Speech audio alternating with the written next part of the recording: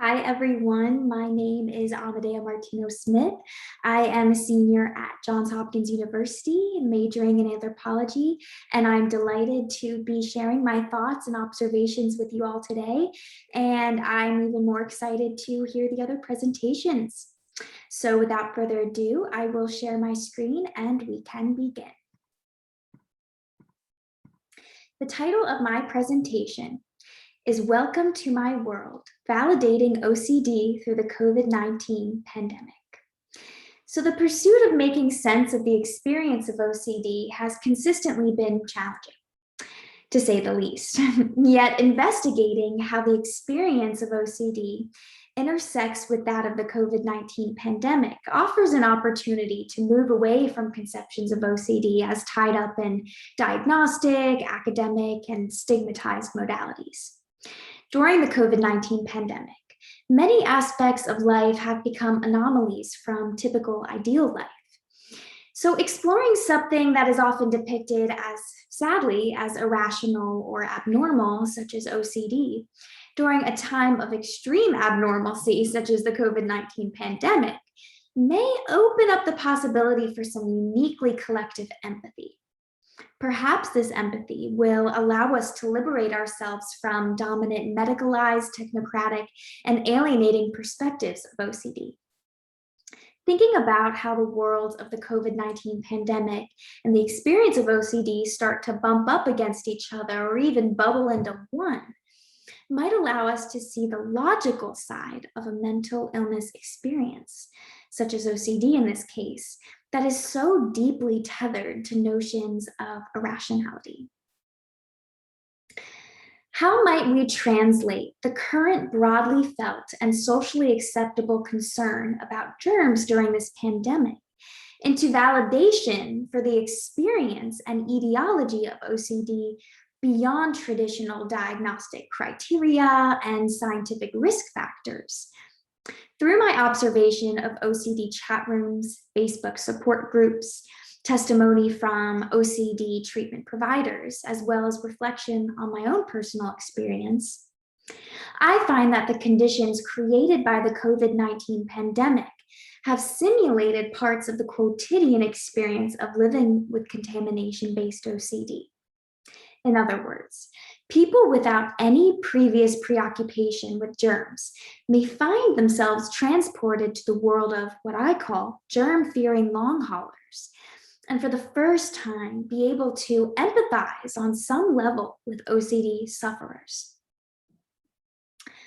I believe that understanding the mechanisms by which germ-based fear among those without OCD during the pandemic has become socially and medically validated may give us the ability to view OCD as a rational reaction to a world filled with uncertainty, contradictory notions of germs and health, and lastly, the seemingly omnipresent risks of being human. Due to the time limit on this presentation, I will solely be addressing contamination and health-based OCD. And furthermore, this represents a collection of preliminary thoughts, reflections, and connections that are just the beginning of what I hope will become more deeply explored topics and substantiated ideas as the repercussions of the COVID-19 pandemic continue to unravel and make themselves perceptible in certain ways. So, when asked about her experience during the COVID-19 pandemic, one 38-year-old woman with health anxiety said, "Welcome to the last 10 years of my life. This is how I live every day." Additionally, BBC reporter and producer Peter Goffin states, "I spent 20 years preparing for the coronavirus pandemic." One psychologist says that people with OCD have been fearful of dying from contamination for a long time. It's not so much of a transition from peacetime to wartime. They've already gone to wartime, he says, with the war being against germs, doorknobs, disease, and the unknown. One journalist writes that the current national obsession with disinfecting and social distancing comes as a relief to those who have already had those policies stringently enforced in their own lives. I can personally attest that I've experienced both a sense of relief and an escalation of anxiety with the pandemic. I say, welcome to my world, as my parents both anxiously and shockingly realize that this touches this, which touches that, which touched that, and therefore no one can ever truly be safe from germs. I've told my therapist, and she says others have shared this idea, that I can feel germs on my hands. I can literally feel them, which I say is a skill that feeds into my larger ability to see the endless ways in which germs can be picked up. Yet to someone without OCD, microbes probably feel imaginary until they affect the human body in tangible ways.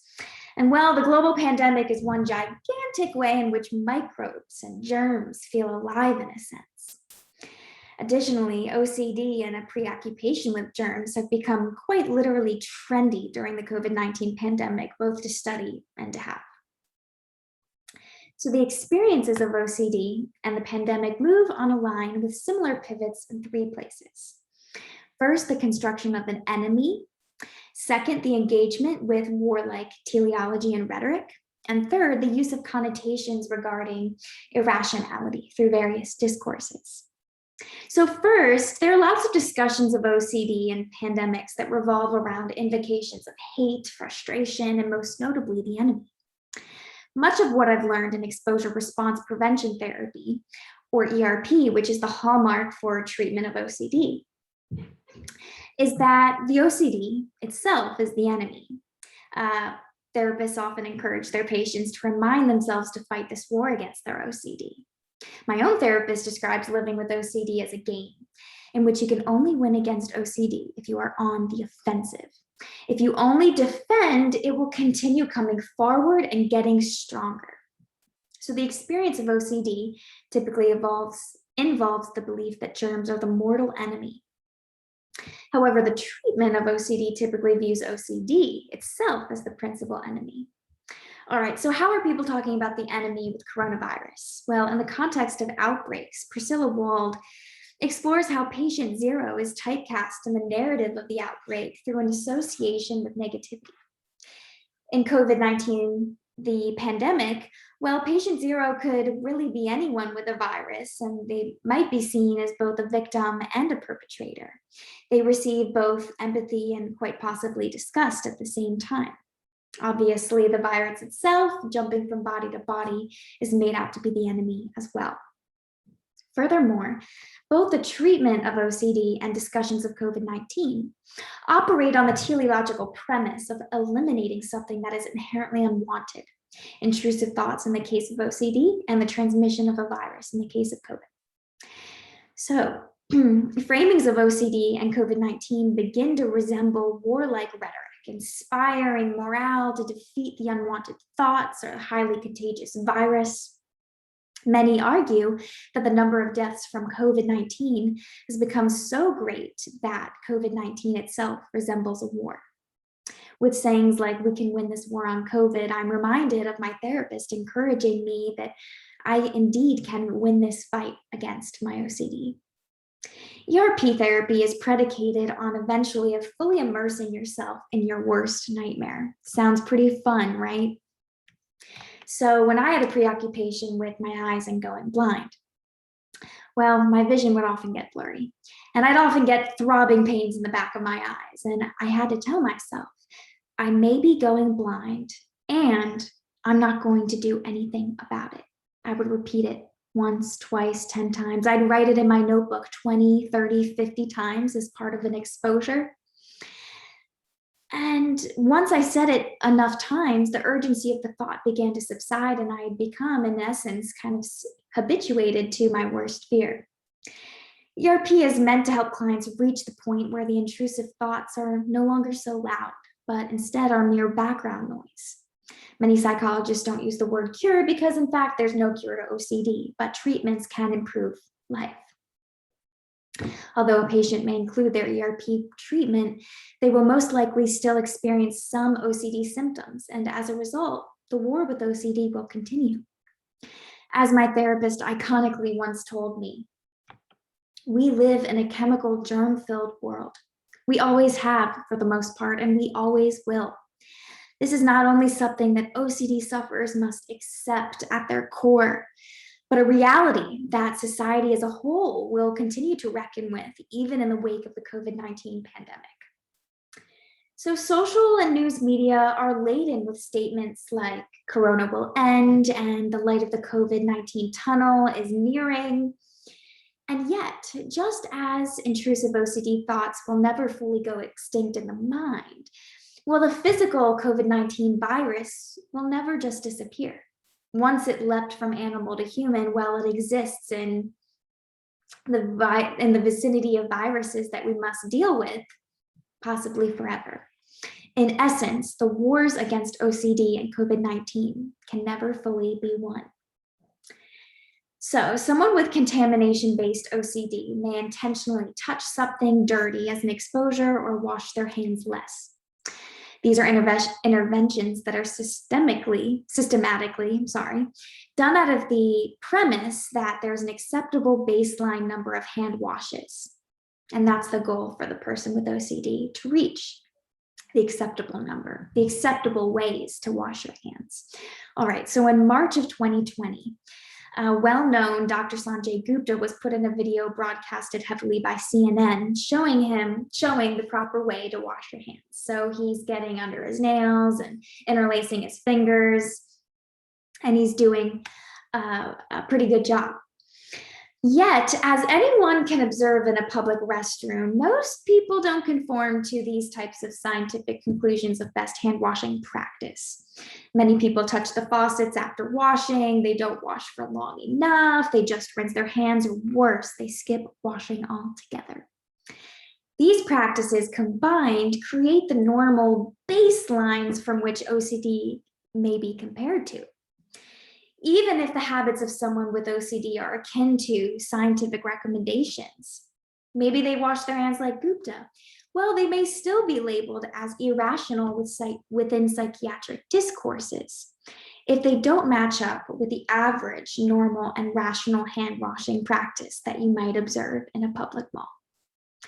Ironically, when an uncontrollable global situation puts pretty much everyone in a real-time exposure, like COVID-19, it no longer becomes possible to conduct exposure therapy. So this was the case for me. My therapist and she recommended that I halt exposures.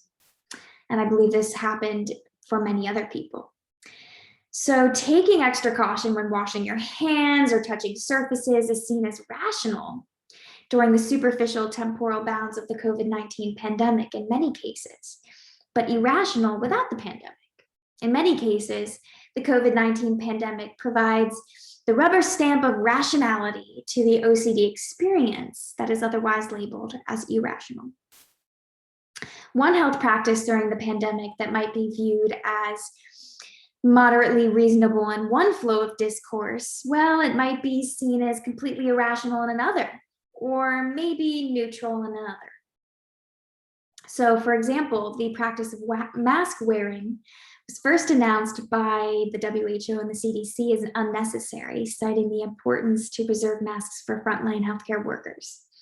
Yet, as more scientific studies came out about COVID spreading mostly through airborne means, governmental bodies reversed their previous assertions about wearing masks and instead strongly recommended wearing masks, and then they mandated it. Prior to this shift, mask wearing may have been seen as unreasonable. Yet after the change in government messaging, it became incumbent on every individual to do their part and wear a mask. So I observed two ideologically opposed Facebook groups, one ardently anti-mask group and one pro-mask group. And I found that ideas about rationality and irrationality were thrown around all over the place. So anti-mask advocates were citing that mask mandates not only infringe on their independence from big government and their freedom to breathe, but also led to a buildup of bacteria within the mask, which can create bacterial and respiratory infections, so they say. The pro-mask Facebook group featured memes and scientific infographics revolving around morally relevant ideas like, I wear my mask to protect you. Therefore, those with OCD are confronted with a constantly changing landscape in terms of formal scientific and government recommendations regarding masks, and more informal social exchanges and beliefs that involve issues as complex as personal freedoms and morality. Sounds tough. Moreover, the phenomenon of hygiene theater made its highly publicized debut in the case of the evacuation and intense sanitizing of the New York subway. Many reporters cast this practice in a light of irrationality, calling upon the scientific evidence that COVID transmission is primarily airborne and less surface-based. Even after the science showed this, that contact-based transmission is nominal, products like the Nerd and the anti-germ button and the touchless tool came out that act as a barrier towards touching everyday surfaces. They were framed as necessities to staying healthy and safe. Additionally, the examples of drinking bleach and stockpiling hand sanitizer stand out as two such practices that may have attracted the label of irrational and the subsequent diagnosis of OCD if it weren't for the pandemic. But because these practices were done during the pandemic, well, they were possibly seen as anomalies to traditional psychiatric and diagnostic criteria. In other words, during the COVID-19 pandemic, the very premises by which OCD takes on a label of irrationality in psychiatric and medical discourse becomes unraveled to such an extent that, one, exposure therapy is halted, two, practices such as stockpiling hand sanitizer are written off and partially justified by a global collective experience, and three, ideas about irrationality become completely uprooted. So the COVID-19 pandemic represents only a mere sliver of a much wider world of contradictory notions of what is healthy and what's safe and what's rational, within which OCD sufferers must make sense of their experience. So American anthropologist Joseph Dummett has written extensively on the rise of big pharma and the co-occurring development of what he calls the new health paradigm, in which the multitude of quantitative thresholds of risk and preventative tests have transformed health from something that we have to something that we do on a weekly, monthly, daily, secondly basis, if that's a word. So the resulting laundry list of drugs, cleaning products, home remedies, exams, tests, and supplements needed to observe every health recommendation received on just a weekly basis must surely be overwhelming and nearly impossible to fulfill for the average person too, let alone someone with OCD. So a Clorox commercial may propose a war against germs in advertising its product. A microbiologist in National Geographic may insist on the importance of good bacteria in the microbiome. And one's family may have encouraged playing in the flower bed and maybe sampling some dirt. Even more, a recent phenomenon coined germ porn has made its way into popularized media, in which news segments that warn you that there are more germs on your remote control than your toilet seat, your sponge is a hot zone, your cell phone should be quarantined, cue footage of unwashed hands under black light, all Jackson Pollocked with glowing purple germ splotches. Ironically, what is normal is to accept that we have millions of germs in our body and on our body at one moment. Again, we live in a chemical germ-filled world. So according to the Oxford Dictionary, rationality is the quality or state of being rational. Rationality implies conformity of one's beliefs to one's reasons to believe.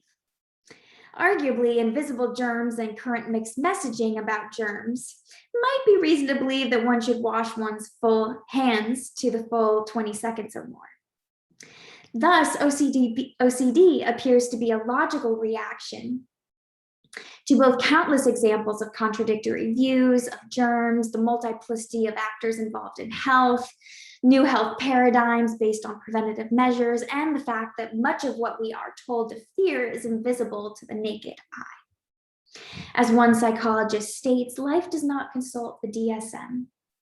In other words, the DSM is a primarily static and unchanging set of capacious principles that cannot consider how effective experiences of warlike mobilizations of germs, compelling TV ads, or life-shattering global pandemics might create the conditions for something like OCD as an experience to manifest or worsen. Ultimately, when I say welcome to my world, I wish for two things. I wish to gently and empathetically guide you through the mental obstacles I face every day. And I hope that when you take one step into my world and then one step out of my world, you will openly hold out your hand to me in understanding, love, and empathy. Thank you so much for watching my presentation, and I look forward to answering any questions you may have.